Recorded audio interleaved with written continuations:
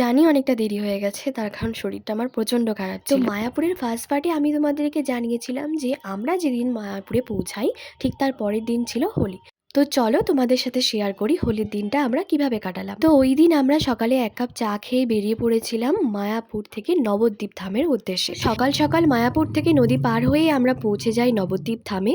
এখানে একটা ঘাট ছিল যেখান থেকে সবাই গঙ্গা স্নান সেরে মন্দিরে পুজো দিচ্ছিল। সেখান থেকে আমরা গাড়ি ধরে বিভিন্ন মন্দিরগুলো পরিদর্শন করছিলাম। আর ওখানে কিন্তু একটা জিনিসই লক্ষ্য করলাম যে ওখানে জল রং বেশি ইউজ করা হয় না, বেশিরভাগ আবিরই ইউজ করছে সবাই। আর এই দেখো এত সুন্দর একটা জগন্নাথ ঠাকুর, যেটা দেখে আমি চোখ সরাতেই পারছিলাম না। কেউই চোখ সরাতে পারবে না সামনাসামনি থেকে, অপূর্ব দেখতে লাগছিল। সব মন্দিরগুলো ঘুরে ঘুরে দেখতে দেখতে আমাদের অনেকটাই বেলা হয়ে যায়। তারপর আমরা সেখান থেকে একটা গোশালায় চলে আসি। তারপর এই গরুর বাচ্চাটার সাথে দেখা হয়ে যায়। জানি না এটা কোন জাতের গরু, তবে ভীষণই কিউট ছিল। তারপর সেখান থেকে আমরা চলে এসেছিলাম একটা জায়গা থেকে খিচুড়ি প্রসাদ খেয়ে আমরা বেরিয়ে পড়েছিলাম মায়াপুরের উদ্দেশ্যে। আর এবারে এসে দেখি সবাই তো ভীষণ আনন্দ করছে হরিনামের সাথে। হোলির দিন সবাইকে এইভাবে আনন্দ করতে দেখে মনটা তো আরও ভালো হয়ে যায়। তো হোলির দিন সন্ধ্যেবেলা আমরা কি কি করলাম সেটা আমি তোমাদের সাথে পরে মিনি ব্লগে শেয়ার করব। তো আজ এইটুকু, দেখা হচ্ছে পরের মিনি ব্লগে।